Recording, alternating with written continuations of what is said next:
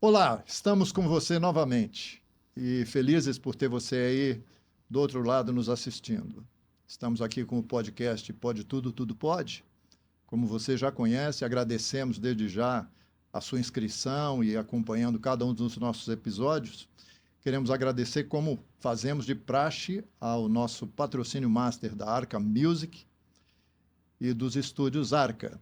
Então, Arca Music é uma empresa especialista em projetos e execução de áudio e vídeo, também de tratamento e isolamento acústico, uma loja de instrumentos musicais, caixas de som, mesas digitais, instrumentos musicais, acessórios e muito mais. Você precisa conhecer, entrar nas redes sociais, vir aqui à loja, ligar para cá, o que você precisar.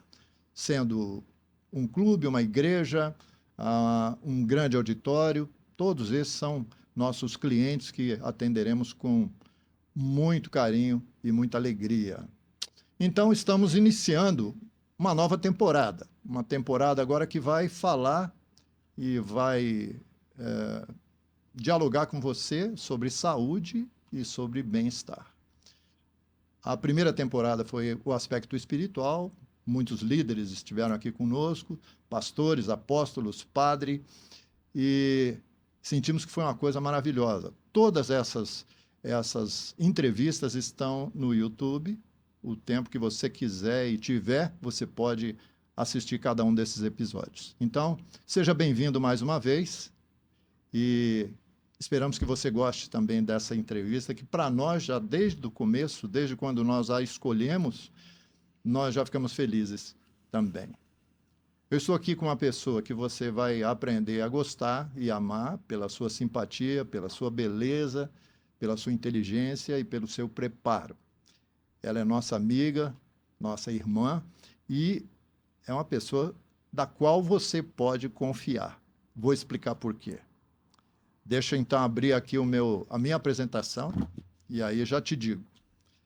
Ela se chama Gisele Oliveira, é psicóloga clínica, com especialização em terapia cognitivo-comportamental, a sua formação em psicologia positiva, psicologia sistêmica familiar, olha, quase errei aqui, trauma Informed e MDR. Depois, se eu estiver falando alguma coisa errada, ela vai me corrigir. Reprocessamento de traumas por meio de movimentos bilaterais. Bom, como a gente gosta de sempre conhecer melhor a pessoa, né? E às vezes não dá para fazer isso na rua, no consultório, ou en passant, como a gente diz, mas ela é casada, mãe de 3 filhos lindos, Marcos, com 31, Michel, com 29, ambos casados, e Mateus, com 24 anos, disponível. E 2 netinhos, de 9 e 7 anos. Eu estou, então, querendo apresentar e apresentando já a vocês Gisele Oliveira, essa psicóloga muito querida. Gisele, seja bem-vinda na nossa entrevista, no nosso podcast. E estamos muito felizes com a sua presença aqui, viu? Obrigada, Jete. É um grande prazer estar aqui com vocês e vamos enriquecer aqui, né, esse tempinho do Sim, pessoal que vai ouvir coisas muito, muito importantes para a saúde mental. beleza. Eu quero começar com uma coisa, perguntando isso pessoalmente a você como pessoa. Por que a psicologia? Bom, dizem que os psicólogos acabam fazendo psicologia para poder se entender, primeiramente, né? E é verdade. Sim, É verdade. A gente acaba.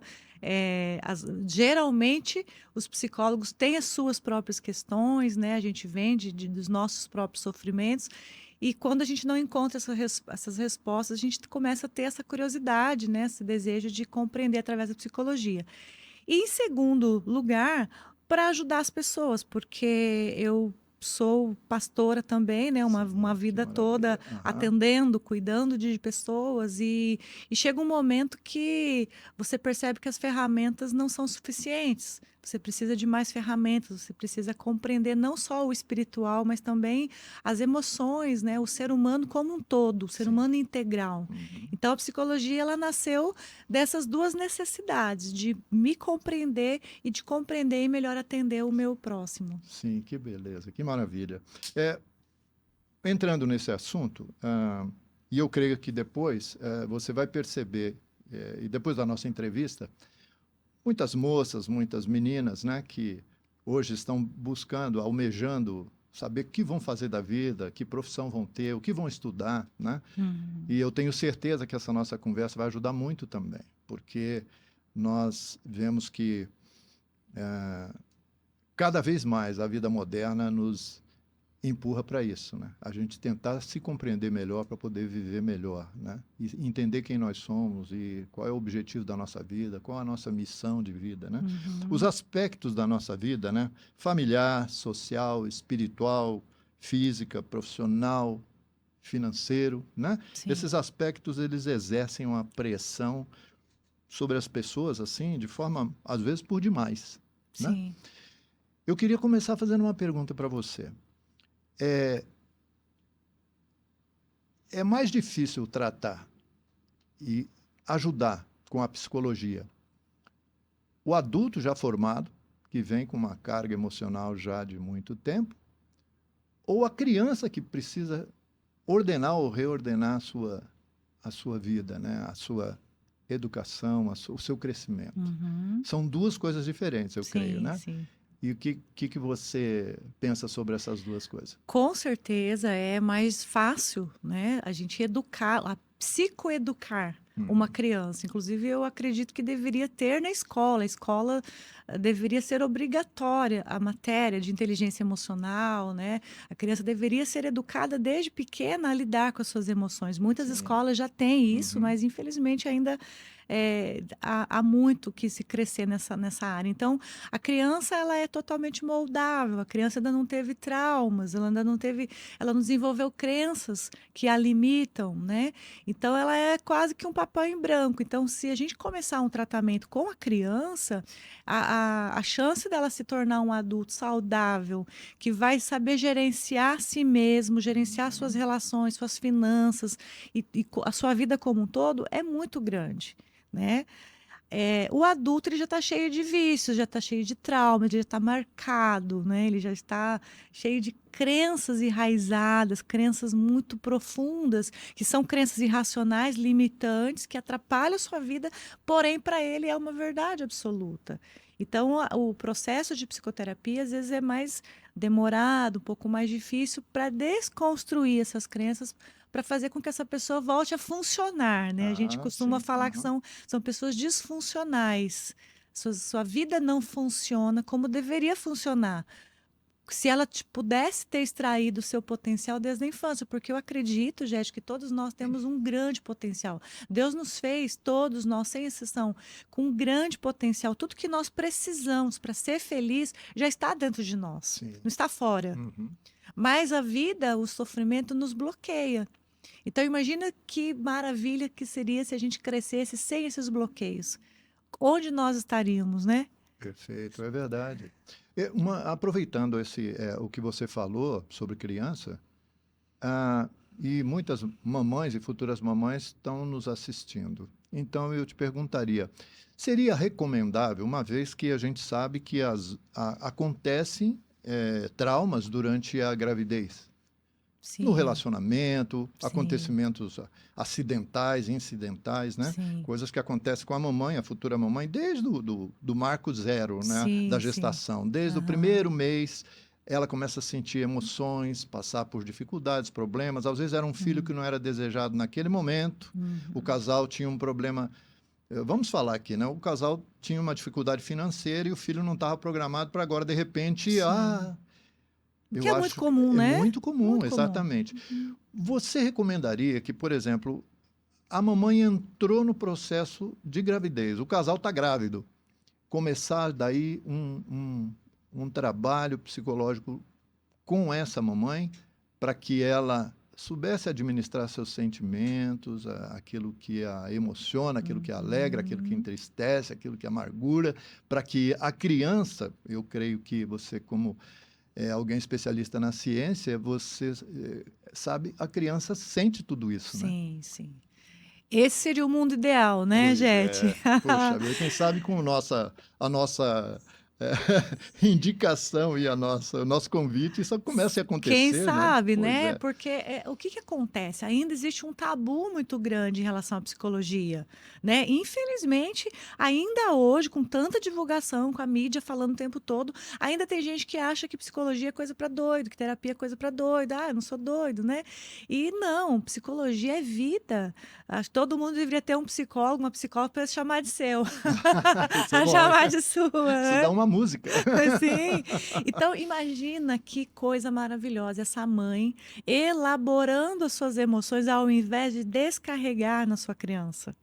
Imagina que coisa linda, né? Ela estar preparada psicologicamente, ela conseguir separar os seus problemas pessoais da criança. E a criança nascer saudável, né? Sim, Sem receber essa descarga emocional. A gente muda o destino dessa criança, muda o destino, né? perfeito. Aham. E, então, sim, respondendo sua pergunta, isso seria perfeito, né? Quem sabe daqui uns 5, 10 anos, né? Isso será algo muito comum. Eu acredito de verdade que vai chegar uma época que fazer terapia vai ser tão comum como ir ao nutricionista, ao ginecologista, qualquer outra profissão, né? Porque Do o que, aspecto o que físico, né? acontece, gente, é que as pessoas acham assim, tudo que é do pescoço para baixo é normal. Né? Ninguém tem tabu, ninguém tem preconceito em procurar um ortopedista. Tô com dor na coluna, vou no ortopedista. Ninguém vai, nossa, você vai no ortopedista? Não tem, ninguém tem esse Ninguém, preconceito, não né? é? Uhum. Agora, da cabeça para cima, não, não posso Vou no falar. psicólogo. Por que você vai no Psicólogo ou psicólogo? psiquiatra, né? Aham, Mas aham, por quê? Não é corpo do mesmo jeito? sem Do mesmo dúvida. jeito que daqui para E baixo a a gente. parte mais nobre que a gente tem, né? Exato, que comanda todo o Tudo o resto. resto, Porque tudo que exatamente. a cabeça não elabora, ela manda para o corpo. Às vezes até um mal, uma doença ocasionada por A isso, né? maioria das doenças são Psicossomáticas, né? psicossomáticas. É. Começam aqui. Você resolve aqui, você cura a dor no corpo. Certa vez eu fui numa médica, doutora Sônia Maria Medeiros, reumatologista, né? Eu tinha perdido meu irmão num acidente com arma, uma coisa assim abrupta, né? Disparou uma arma acidental nele, de alguém que estava limpando a arma, inclusive um Uau. primo dele, e ele faleceu por conta disso. E eu, durante 2 anos, fui me aguentando. Mas, de repente, começa a inchar a perna, joelho, eu jogava muito futebol, Olha os só. pés travaram. Fui na reumatologista e comecei o tratamento. Tratamento difícil, não sabiam o que era, né? Uhum. Quando foi diagnosticado, bom, daí ela me disse, Jete, você sofreu um trauma muito grande, o seu irmão era o caçula, você amava seu irmão muito, ajudou a criar seu irmão, né? E isso vai demorar um tempo, você vai ter que fazer um tratamento. Você vê, já tem mais de 40 anos, né? Eu era recém-casado, meu irmão conseguiu ver a minha primeira filha, que hoje já tem 44 anos. Então, foi muito difícil para mim isso. E isso, um dia conversando com ela, ela me disse assim, você sabia que existem centenas de doenças psicossomáticas que acabam arrebentando a pessoa num reumatismo, numa artrite, não é? Uhum. E então, a gente fica pensando, o corpo é totalmente comandado, às vezes, pelo ordenamento de emoção que a gente tem, que Sim. carrega, né? E a pessoa vai ficar a vida toda tratando com medicamento, né? Tratando um reumatismo que às vezes nem existe. Ou existe, Exato, mas a cura mesmo estaria, né, no tratamento das suas emoções. exato.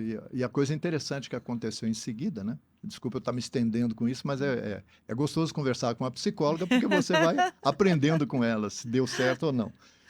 Ela, uma vez, eu deitado, ela me fazendo massagem nos pés, os pés estavam com os nervos todos duros, né? Uhum. Ela falou, Jete, tudo que eu podia fazer por você e a medicina podia fazer, nós já fizemos. São 2 anos de tratamento. Olha só. Essa doença está dentro de você ainda porque você a retém. E isso foi interessante, agora passando para a parte espiritual, eu fui num retiro em seguida. E primeiro fiquei bravo com ela. Bom, mas o crente aqui sou eu. Como é que ela ousa? E ela fumava um cigarrinho, o consultório na época ainda podia fumar, né? Olha o preconceito, né? Olha o preconceito, né? Eu falei, mas como? mulher dessa falando uma coisa assim que nem tem Deus como eu tenho? Olha só que vaidade espiritual boba. Orgulho, Orgulho. né?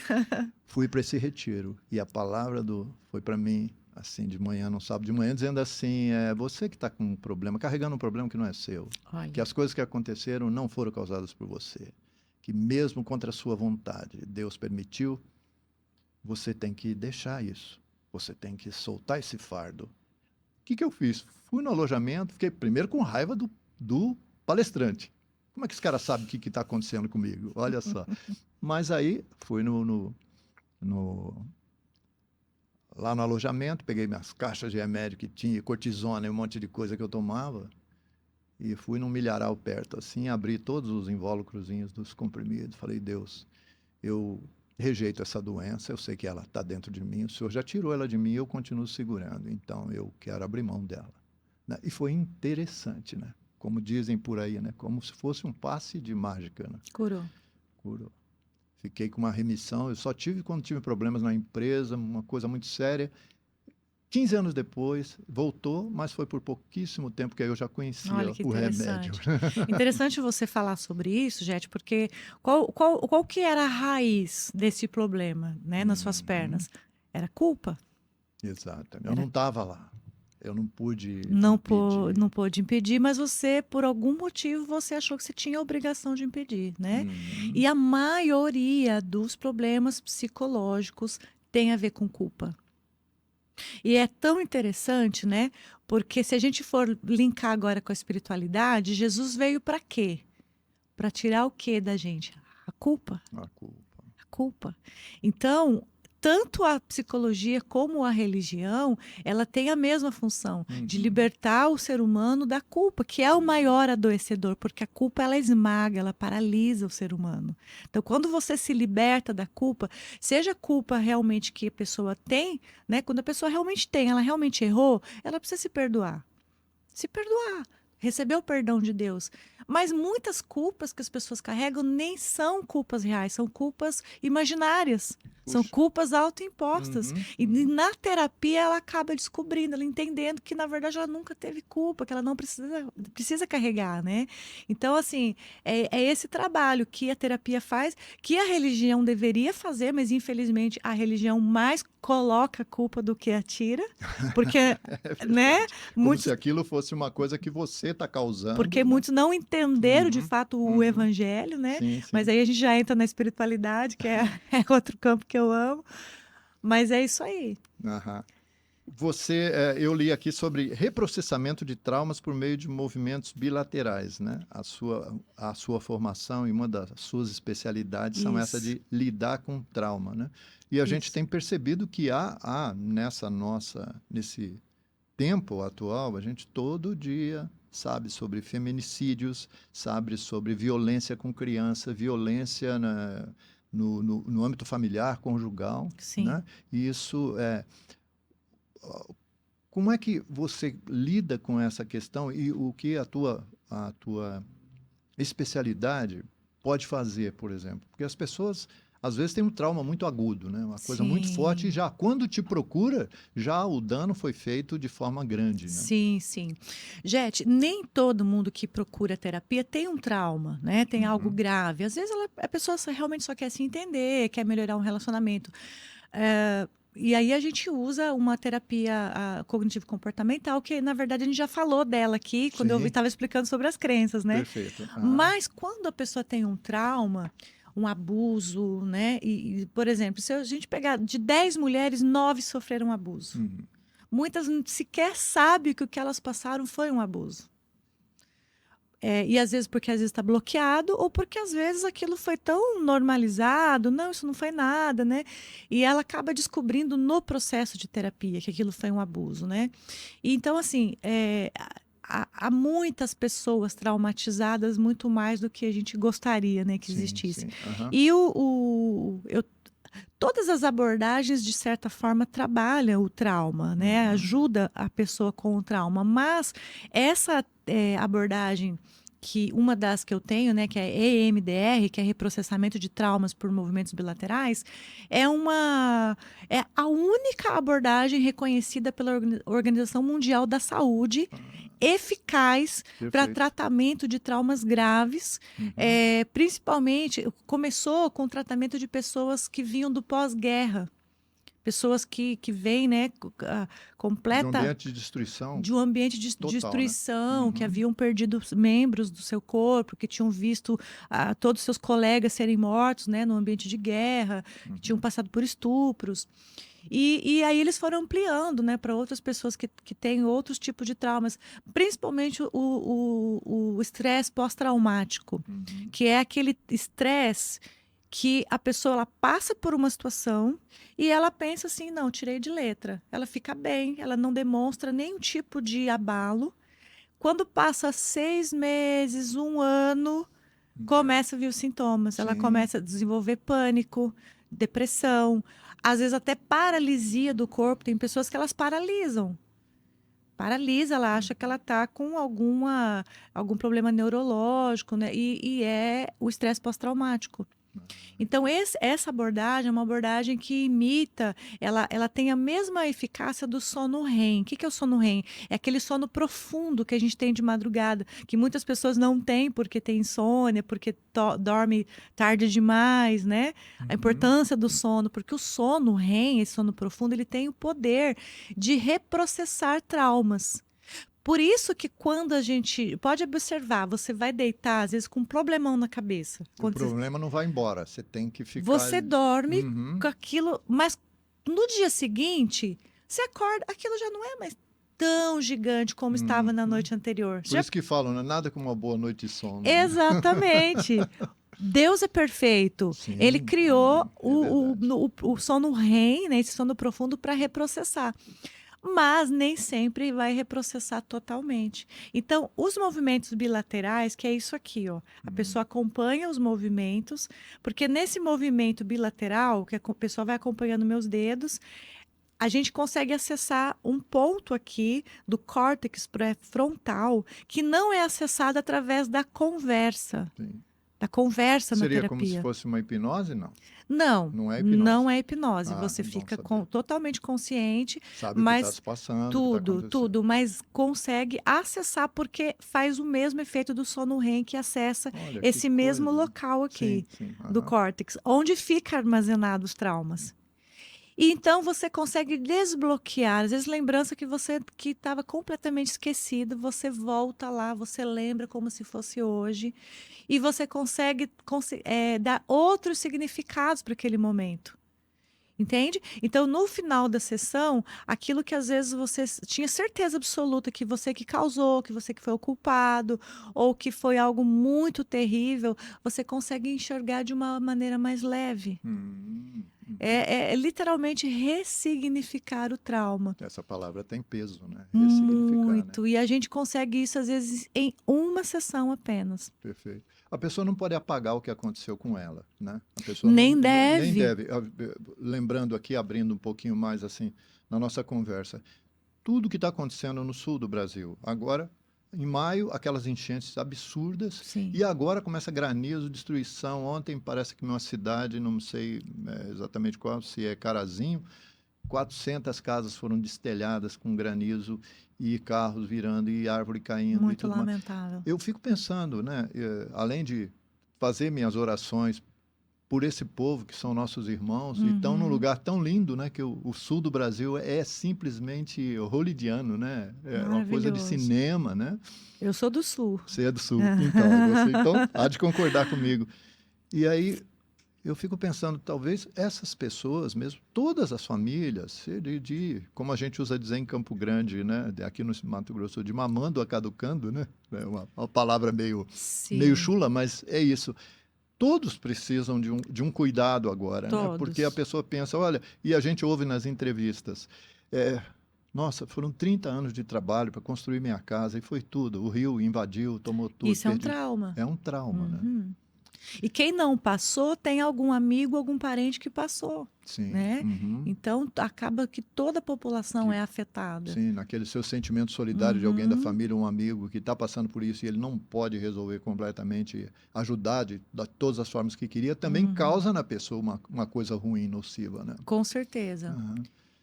Eu queria perguntar para você uma coisa. Existe maneira, você tocou no assunto, nós vivemos, há poucos dias atrás, fizemos uma entrevista com o pastor Manuel Neto, lá da Terceira Igreja Batista, escreveu um livro sobre a questão de se os pastores não sofrem. E ele risca ou não, sofrem, e E ele falou, e muito. muitos. Tivemos o padre do Santuário Perpétuo Socorro aqui conosco, o padre Reginaldo Padilha, dizendo que ele tem conhecimento que mais de 40 padres se suicidaram, né? E ele falou um pouco sobre Meu isso, Deus. da questão da depressão, por conta de pressões, de responsabilidades e coisas não Sim. resolvidas e coisas a resolver que parece que são uma montanha de coisas. Sim. Existe uma maneira da pessoa considerada, que se considera, entre aspas, né, normal, dentro da normalidade da vida, desempenhando suas funções, trabalho, família, paternidade e tudo mais, existe uma maneira da pessoa perceber que algo está mudando nela, que ela está ficando mais negativa, que parece que as coisas estão mais difíceis para fazer, e ela conseguir identificar, por exemplo, não sei se existe essa palavra, uma pré-depressão? Sim, existe. A nossa mente ela é muito fantástica, né? Ela é muito inteligente. Uhum. Deus é muito perfeito e ele criou mecanismos para que a gente perceba, né? A dor, por exemplo. Ninguém gosta de sentir dor, né? Uhum. Mas a dor é uma bênção. Imagina se você não sente dor. Ela sinaliza alguma. Ela sinaliza. Então, quando você sente dor, você vai buscar. Você vai, pô, não tem uma coisa errada aqui. Você vai no médico. A mente é a mesma coisa. Né? A depressão ela não se manifesta com uma tristeza profunda, com choro, ela se manifesta com apatia. A característica principal da depressão não é tristeza, não é choro, Você é sente que vai perdendo o apatia. viço, vai perdendo a cor, vai Isso, perdendo o a brilho. pessoa perde a graça da vida. Uhum. Então, tudo que era interessante antes não tem mais graça. Não quero mais, perde o sentido, né? E isso, infelizmente, é muito comum entre os religiosos. Sim. Por quê? Porque, por vários fatores, né? Porque a pessoa muito religiosa, pastores, padres, normalmente eles colocam toda a sua energia só naquele tipo de No campo trabalho, só no espiritual. campo espiritual. E esquecem todas as outras áreas. Esquece que ele é um ser integral, que ele precisa ter um hobby, ele precisa ter um lazer, ele precisa se alimentar, ele precisa dormir bem, ele precisa cuidar de si, né? Ele precisa ter relacionamentos, ele precisa ter amizade, ele precisa conversar. Uhum. Ele só ajuda. Líderes religiosos, eles passam uma vida toda só ajudando, só doando. E nunca recebem. Sim, Ninguém nunca pergunta, e você, tá bem? é uma troca injusta, né? É injusto. Né? Não tem um equilíbrio entre dar e receber. Uhum. Né? Eles levam muito ao pé da letra. Mais bem-aventurada coisa é dar do que receber, né? Sim, Mas acabam dando demais, mas até há o um que não tem. até o que não tem. Uhum. Há um contexto para isso, né? Sim, é lindo você dar do que você ficar pedindo. Mas há um limite, a gente precisa aprender a conhecer nossos limites. E aí, voltando para a sua pergunta, há como perceber? Sim, porque a mente começa a dar sinal. A insônia, né? A apatia, a tristeza, a indisposição.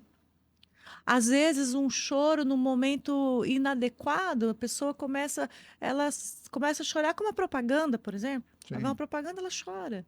Então, ela começa a perceber que ela está mais emotiva. Ou irritabilidade, né? Uma irritabilidade, por exemplo, na criança, gente, a depressão ela não se manifesta com choro, ela se manifesta com irritabilidade. Criança depressiva, ela é mais irritada. Uhum. Ela se frustra mais com as coisas. Sim, também. Uhum. Então, há vários sinais, mas o que acontece? Por que as pessoas chegam num limite, às vezes até mesmo de um suicídio, ao invés de procurar ajuda? Porque nós não fomos ensinados a nos perceber, a nos conhecer, a dar importância para esses sinais, né? a nossa cultura, a religião, ensina você a fazer o quê? Não, não, bola para frente, levanta a Isso não é cabeça, nada. isso não é nada, não fica Uhum. assim, né? Sim, aham. É, olha, a vida é bela, né? A É, pior coisa que você pode falar para um depressivo é que a vida é bela. Ele vai pensar assim, só se for para você, exato. É. né? Então, nós não fomos ensinados a ter empatia. E a família é a primeira que vai agravar a situação dessa pessoa, justamente por ter essas frases de efeito. Você tem tudo, você não tem problema na vida. Está reclamando o É quê? importante falar isso, né? Porque muitas vezes nós, como pais, né, educadores, e a gente acha que essa é a melhor ajuda que a gente dá para o filho. Toca em frente, meu filho. Eu já aconteceu isso comigo também. E Eu já passei por quantas isso, vezes né? eu, como pai, quantas vezes fiz isso, né? Quantas vezes eu, É, em vez de ajudar e apoiar, eu ajudei a apertar e empurrar mais para baixo ainda do que eles exatamente. já estavam, né? É. Falando dos filhos, por exemplo, né? O que você diria, como profissional, especialista nessa área, de quais seriam para as pessoas, né? Por exemplo, um pai, uma mãe, o marido, a esposa, quais seriam essas virtudes que a gente, emocionais, vamos dizer assim, que você poderia prestar mais atenção e tratá-las mais, cultuá-las mais na sua vida, para que tornasse melhor o relacionamento? O que você diria? Você falou sobre a questão de empatia, sentir empatia pela Isso, pessoa, né? isso. Entendendo, se colocando no lugar dela. O que você daria como uma pequena receita, assim, para que a gente, sabendo que é um paciente ainda no corredor do hospital, que levantou da maca e está caminhando, Uhum, tentando achar a saída, porque você vai isso. receber o alta, mas existem outros ao seu lado que ainda precisam de uma atenção, de um vasinho de flores, de um bom dia, olha, vai dar tudo certo, você já está melhorando. Né? O que a gente poderia fazer como pessoa, querendo pensar no melhor de cada um de nós, Uhum. de a gente cultuar isso e cultivar, perdão, a palavra seria Cultivar. cultivar. O que você aconselharia? Receita de saúde mental, né? Oi, isso aí Receita de é. saúde mental. Uhum. Para quem está com algum problema ou para quem não está, de forma geral, todos nós precisaríamos seguir essa receitinha que eu vou falar aqui, né? Atenção, pessoal, olha só, hein? Olha aí, ó. Terapia de graça para você, mentoria de graça para você, ó. Isso. Que pode mudar a sua vida. Coisas simples que pode mudar a sua vida. Primeira coisa, autorresponsabilidade. Ninguém tem. Não estou falando de responsabilidade. Nós temos responsabilidade. Não, eu acordo cedo, eu cumpro com as minhas obrigações, Chega no eu horário. chego no horário, eu pago minhas contas. Não Uhum, estou falando uhum, disso, estou falando de autorresponsabilidade.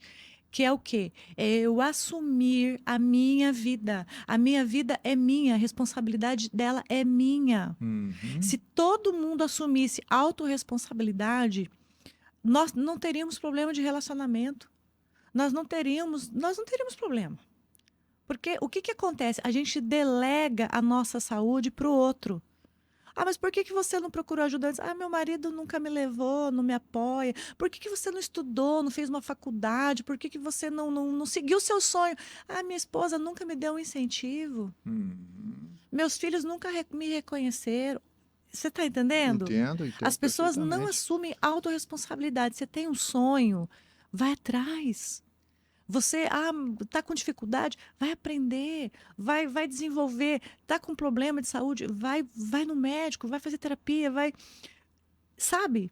Autorresponsabilidade. Você tá frágil, tá fraco, busca ajuda, vai conversar com alguém. Ah, mas é que eu queria que me notassem. As pessoas, nós somos assim, eu vou me colocar também, o ser humano é assim, gente. Eu queria que alguém me notasse, eu queria que alguém viesse me pegar na minha mão e me levasse, eu queria que alguém me apoiasse. E a gente passa a vida toda esperando que alguém venha nos apoiar, ao Uhum. invés de assumir a responsabilidade. A vida é minha. E você é o único responsável pela sua felicidade, o único. Sua esposa não é, seu filho não é, seu marido não é. Você é o único responsável pela sua felicidade e você é o único responsável pelo seu fracasso. Se você é feliz, se você deu certo, a responsabilidade é tua. O mérito é teu. Se você é um fracassado e infeliz, a culpa é sua.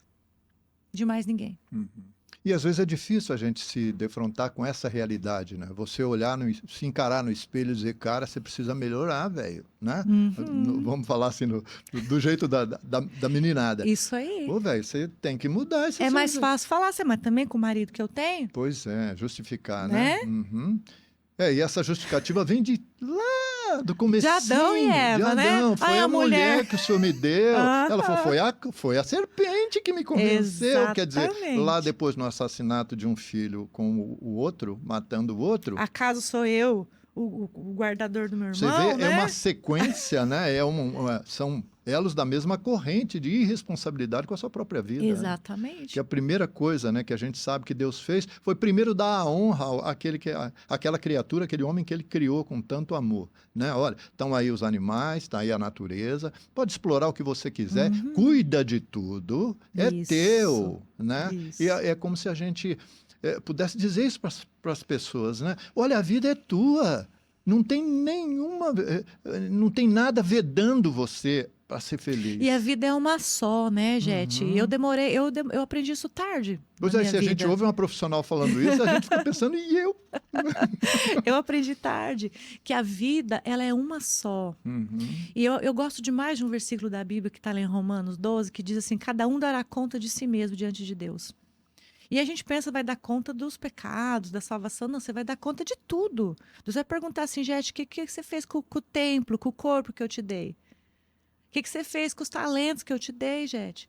O que você fez com a inteligência que eu te dei? Eu te dei um potencial, por que você não correu atrás? O que você fez com a família que eu te dei?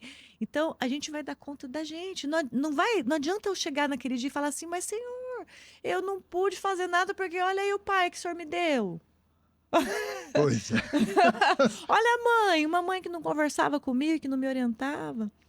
Né? Não vai dar para a gente dar essa desculpa esfarrapada. É verdade, é verdade. Porque a gente podia ter corrido atrás e não correu. A outra receitinha é a empatia, né? A gente aprender a se colocar no lugar do outro. A empatia não é simpatia, né? Tem gente que é simpático. Sim. É Aham, legal, né? Não é ser aham. simpático, é ser empático. Empático. Porque às vezes o É, simpático não é empático, né? geralmente. Mas a empatia é eu pensar assim, espera aí, se eu tivesse no mesmo lugar, passando pela mesma situação, sob a mesma circunstância e com a mesma estrutura psíquica que essa pessoa tem, será que eu não faria até pior que ela? Sim. A gente julga, acabaria o julgamento.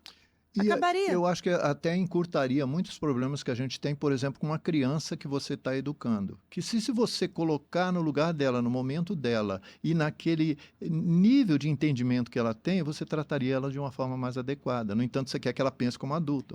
Não mexe Exatamente. aí. Isso aí vai te dar problema. Tá, mas e aí? O que é isso para uma criança? Por que a gente faz isso com a criança, gente? Porque a gente não sabe olhar a nossa criança. A gente não tem compaixão com a nossa Com a nossa criança. criança interior, né? Porque normalmente, quando a gente vai falar sobre a infância da Uhum. pessoa, ela fala assim: "Ah, eu era uma criança terrível".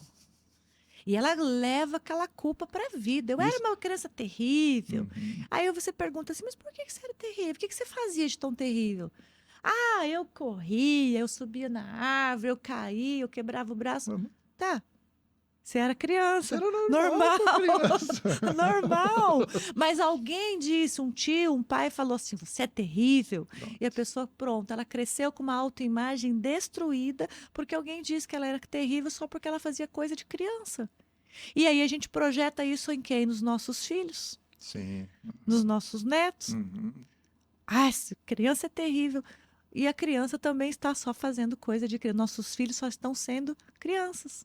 Sem E que dúvida. bom que estão sendo criança, porque tudo que a gente não faz na fase correta, se a gente não brinca quando é criança, a vida vai cobrar, Vai fazer falta lá, vai, lá vai adiante, fazer né? falta. Aham. Por isso que tem a crise da meia-idade. E por isso você vê crianças ainda de 60, 70, 80 anos, né? Exato. Precisando amadurecer e não consegue, né? Exatamente. O que Uhum. acontece nos 40, nos 50? A pessoa quer voltar a ser criança, aí larga tudo, abandona a família, abandona tudo, e quer voltar a ser garotona, garotão, né? Por quê? Porque não É um viveu problema, nada isso é disso verdade. na infância e na adolescência. É. E você me fez lembrar de uma historinha, né? Me permita, sempre comentei isso assim em alguns encontros de casais, né? que a gente fica pensando, mas eu já faço tudo que se esperam de mim, né? Que esperam de mim. Mas aí conta-se a história de, no juízo final, a pessoa está ali na fila para receber as considerações sobre a vida que teve aqui na Terra, né? E uma senhorinha bem na frente dele, esperando também o seu julgamento, uma senhorinha encurvada, pequenininha. E aí o anjo olha para ela, está chegando quase a sua vez. Aí o anjo olha para ela e diz assim: olha, Madre Teresa, a gente esperava bem mais da senhora. E aí você atrás, o que você vai pensar? Você já foge da fila. O que você vai pensar? Então a gente sempre tem que estar atento para isso, né? Sempre há um espaço para a gente melhorar como ser humano, né? Melhorar como pessoa. Olha que interessante, né? Você usou o exemplo da Madre Teresa, né? Uma pessoa que viveu para os outros, viveu para os pobres, né? Pelo menos até onde a gente conhece. A gente conhece da assim como a história. irmã Dulce lá na Bahia. Isso, né? Mas a pergunta que não quer calar é a seguinte, tá? Ótimo, você salvou centenas de pessoas, mas e o que você fez pela sua vida? Sim, que é o mais importante que te dei, Exatamente, né? Que coisa interessante isso, né? Eu acho que a gente... você falou, primeira coisa, né? Para marcar, autorresponsabilidade e empatia, né? Empatia. Fala-se muito hoje em dia, principalmente no campo profissional, no campo de conquistas, assim, da pessoa ser uma pessoa resiliente, né? Isso aí é uma receita para... Faz parte da receita também. Olha aí. Eu pensei nisso agora. A receita é longa, né? Não dá sim, tempo tem de falar tudo. muitos itens, né? Tem muitos itens. Resiliência. Isso você pode exercitar? Gente, muito legal você ter tocado nesse ponto, Jete, porque assim, nós estamos numa geração, né? A geração Z... imediatista, a geração Y tem um pouco disso, mas a geração Z é mais, que não tem resiliência. É uma geração que não tem... Na psicologia, a gente usa o seguinte termo: não tem capacidade de adiar gratificações. Sim. Mas não é só a geração Z, não. Tem muita gente da nossa idade que também é assim. Quer dizer, isso está mais evidente agora, mas isso sempre houve nas gerações anteriores. Sempre houve. O que é isso? A pessoa que ela não sabe esperar, ela não tem perseverança, ela não entende que para você colher, você tem que plantar. E você precisa esperar o tempo da colheita. Perfeito. Né? E você precisa plantar correto também, porque se você plantar trigo, você não vai colher milho. Sem dúvida, não é? É verdade. Não vai querer resultado diferente daquilo que você planta, né? Que é a famosa frase de Einstein, né? Insanidade é buscar coisas diferentes fazendo sempre igual, né? Esperar resultados diferentes fazendo sempre a mesma coisa. Sim, sim. Isso é insanidade, né? Então, assim, a resiliência nada mais é do que você ter a capacidade de você persistir apesar de... Mesmo se você não tiver num estado de 100% de você, né? Isso. Você tem que persistir. Claro, você pode diminuir a sua atividade, você pode desacelerar e deve, se estiver, por exemplo, com um transtorno de ansiedade, com uma depressão, você deve diminuir, desacelerar, mas você não pode parar, você não pode desistir. Se você está cansado, descansa, mas não desista. Pode até adiar um pouquinho as suas ações, né? Mas volta não desista. Ao projeto de novo, né? Volta ao trajeto outra vez. Exatamente. Né? Jamais desista do seu sonho, jamais desista de você. Você é o projeto mais perfeito que Deus criou nessa terra. Sim, sim. Gisele, com relação à educação atual, né? Antigamente, na época do meu avô, eu me lembro, enquanto o vovô não sentava na cabeceira da mesa, os filhos não começavam a comer. Cada um chegava, sentava-se, a mamãe preparava toda a mesa, era aquele quadro da família, né? Da família tradicional, né? E aí o coronel, o pai, o fazendeiro, o agricultor, o doutor, o médico, sentava na cabeceira da mesa, e aí todo mundo se alimentava. Hoje, diferentemente, as crianças pegam o seu pratinho, vão para o quarto, ligam o celular e, filho, vem almoçar com a gente. Não, mas eu estou vendo um vídeo aqui, eu estou fazendo uma coisa, estou fazendo outra, é a minha tarefa, alguma coisa assim. Você nota nesse relacionamento assim, uma questão não só psicológica, emocional, mas uma questão comportamental. Hoje, é, as nossas novas gerações, elas estão caminhando para um lugar mais vazio ou ainda tem um jeito de você, que é um pai moderno, uma mãe moderna, contextualizado, né, contemporâneo, você quer falar, poxa, eu gostaria que a minha família tivesse alguns hábitos, né, saudáveis como família, né? Sim. De diálogo, de olhar nos olhos, conversar, poder abrir o coração para conversar determinados. Algumas pessoas dizem que a mesa é o lugar mais democrático, né? Porque aí surgem os mais diversos. Mas nem a mesa está sendo bem frequentada pelas diferenças de horário, Sim. pai, mãe, trabalho, escola de filhos e tal. A gente deveria procurar um momento assim? Seria uma coisa saudável para a família? Que não fosse no almoço, que não fosse num jantar, mas que fosse Sim. elencar um momento para isso? Com certeza. O Rubem Alves, ele fala sobre o poder de você ouvir, né? De você falar e você ser ouvido. E por que antigamente tinha menos transtornos mentais? Porque as pessoas dialogavam. Elas sentavam ao redor da mesa e dialogavam. A roda de tereré, o chimarrão lá do sul. Que é uma boa desculpa para se conversar, né? E que às vezes até tem gente que critica, mas quem tem esse hábito tem mais saúde mental. Porque dialoga. Sim, a gente né? percebe, né? E você falou do vazio, né? Nós estamos caminhando para um vazio. Sim, há teóricos que inclusive criaram teorias que dizem que nós estamos na era do vazio. Puxa, olha aí. Né? Estamos na era do vazio, porque as pessoas não veem sentido em mais nada. A família não faz mais sentido. As instituições não fazem mais sentido. Porque nós estamos num processo de contracultura. O que é isso? Nós tivemos essa fase que você falou, né, da família sentar-se à mesa, era maravilhoso. Mas também tinha os contras disso, né? Tinha. Porque era impositivo. Impositivo, a coisa autoritária, controladora, né? Eu, por exemplo, o meu pai, o meu pai foi um exemplo para mim. Toda nobreza, toda integridade que eu aprendi na vida foi com ele. Uma pessoa que eu admiro, já faleceu há 30 anos. Foi minha base. Mas ele era uma pessoa muito radical. Ao ponto de que, se todos estivessem à mesa e eu me atrasasse 5 minutos para chegar, não almoçava mais. Olha. Ele olhava e falava assim, agora só janta. Pode voltar para o quarto. Sim.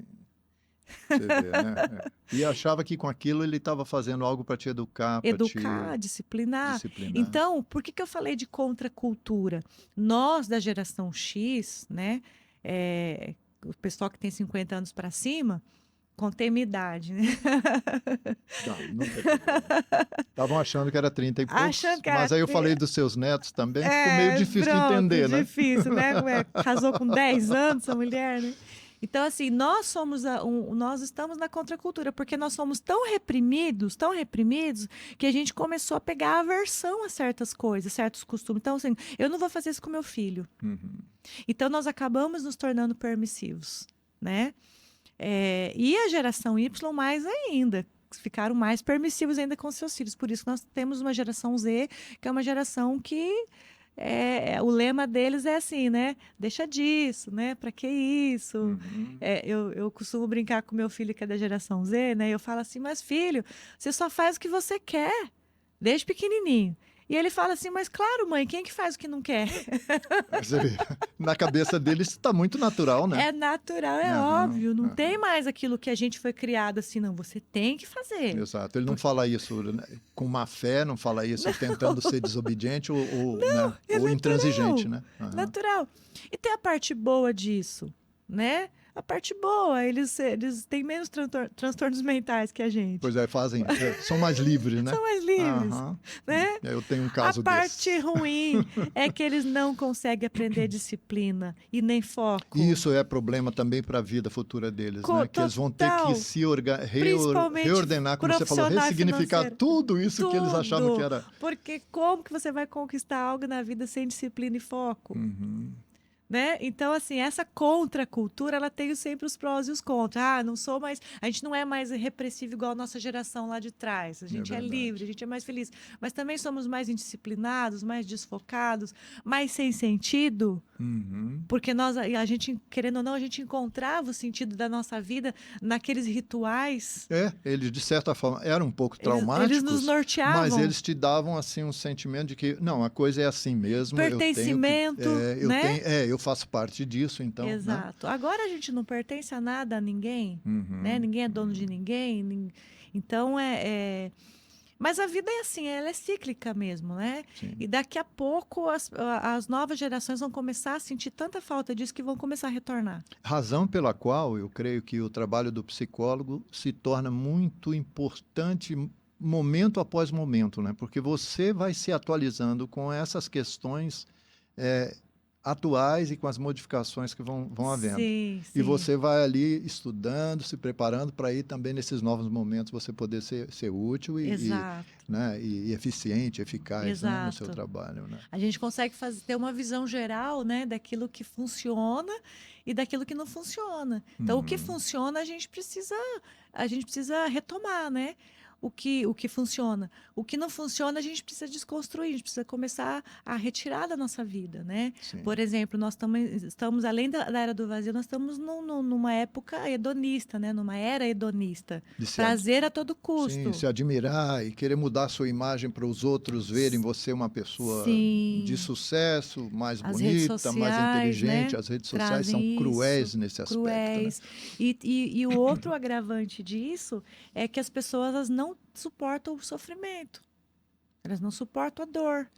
Elas querem estar sempre bem, É sempre sempre o alegre, prazer, a dor longe de mim, né? longe de mim, mas a dor também Que tem faz sua função, parte, faz sem parte, né? dúvida, Quem sem assistiu dúvida. o Divertidamente, né, aprendeu o lugar de cada uma das emoções, inclusive a tristeza, De inclusive vez o em quando tédio. aparecem coisas modernas que ajudam, né? Muito. O caso dele está muito Muito, bem falado, muito bem falado, e esses ele dois. está fazendo uma psicoeducação muito, muito Uhum, boa, né?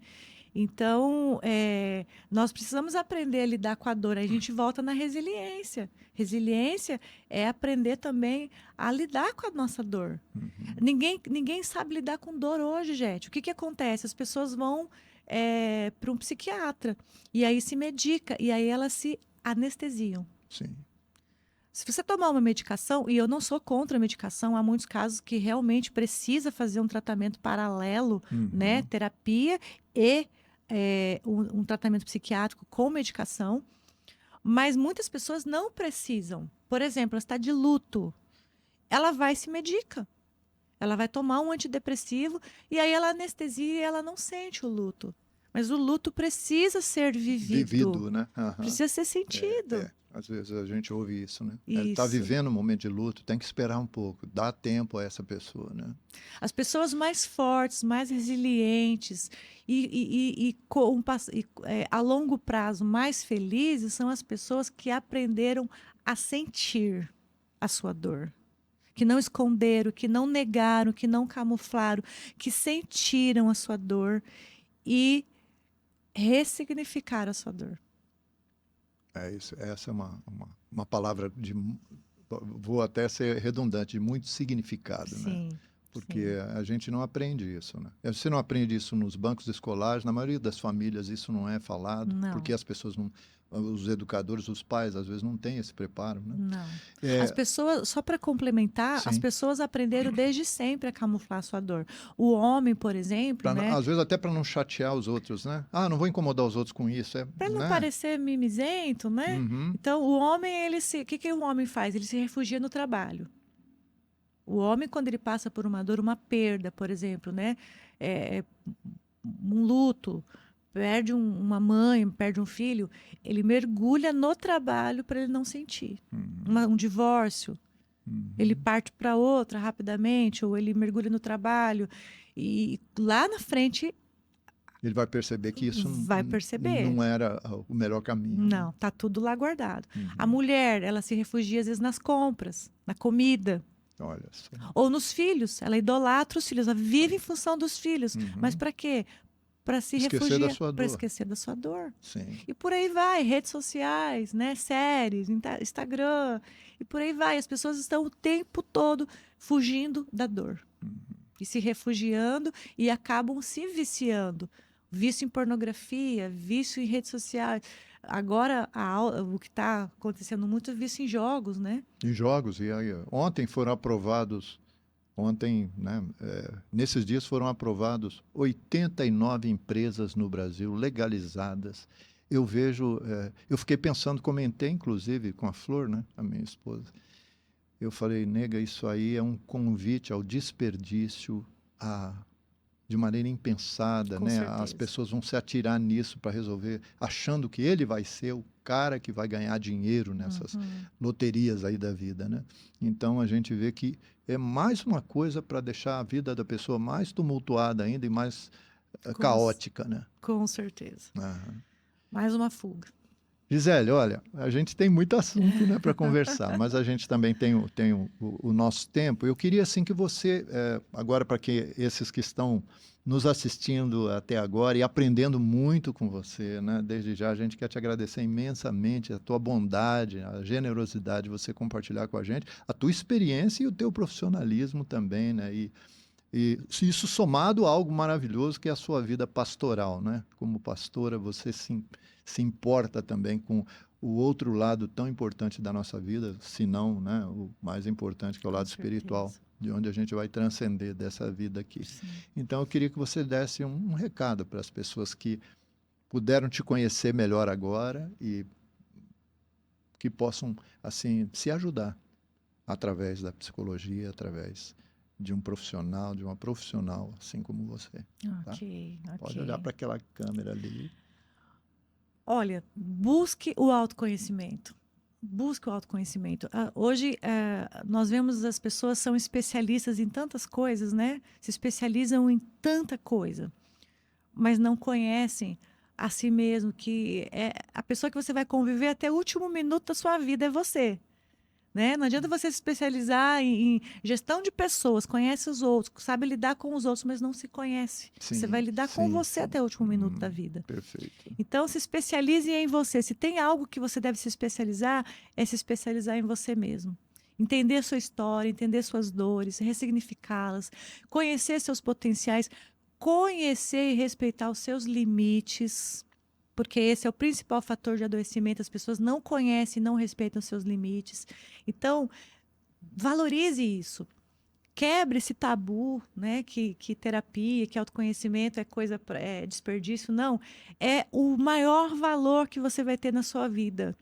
É o maior valor. Se tem algo que você deve investir, é investir em você. Porque patrimônios você pode perder, você pode. Agora, se você investir em você, você vai lá e faz tudo de novo. Você levanta tudo. Você pode falir, mas se você investiu em você, você vai lá e levanta tudo de novo. Você pode perder a sua família, mas se você investiu em você, você vai conseguir reconstruir ou refazer uma outra família de uma maneira mais saudável, sadia, assertiva, harmoniosa. Sim. Então, o meu recado é esse: invista em você. Não é à toa que Deus fala lá no Salmo 139, né? De forma assombrosamente maravilhosa você foi feito. Então, tenta conhecer por que Deus falou isso de você. Tem algo muito incrível aí dentro de você que você não descobriu ainda. O próprio Deus já como que fala? Já deu a receita. Já deu a receita, já, né? Sem dúvida. Já deu a dica. Agora cabe a você, vai atrás. E eu estou aqui para te acompanhar nesse processo. Muito bem. Gisele, muito obrigado. Deus te abençoe, viu? Obrigada. Eu que E agradeço. continue abençoando em tudo que você faz, em onde você influencia, fica um rastro de alegria, de Amém. paz e de luz, né? Amém. É minha missão, é minha vocação. Fui chamada para isso, né? E quem quiser entrar em contato, né? Meu telefone é 98116 2626. Meu consultório fica ali na Avenida Ernesto Geisel. E estou à disposição. Muito obrigado pelo convite, pela confiança. Foi um grande prazer estar aqui com vocês. Obrigado. Nós também agradecemos imensamente. Queremos agradecer a você também de estar aí conosco até agora e dizer que, olha, eu para mim foi tremendamente benéfico para todos nós aqui no estúdio, e que você possa ser abençoado com essa experiência, não só o profissionalismo, mas esse cuidado, essa generosidade com que a Gisele Oliveira, essa psicóloga tão querida, não é, que tem ajudado tantas pessoas, inclusive a minha família. Então, eu quero te agradecer de você estar aí conosco e continue, né, assistindo nossos episódios. Nós teremos coisas boas, muito gostosas para você também conhecer e ser informado delas.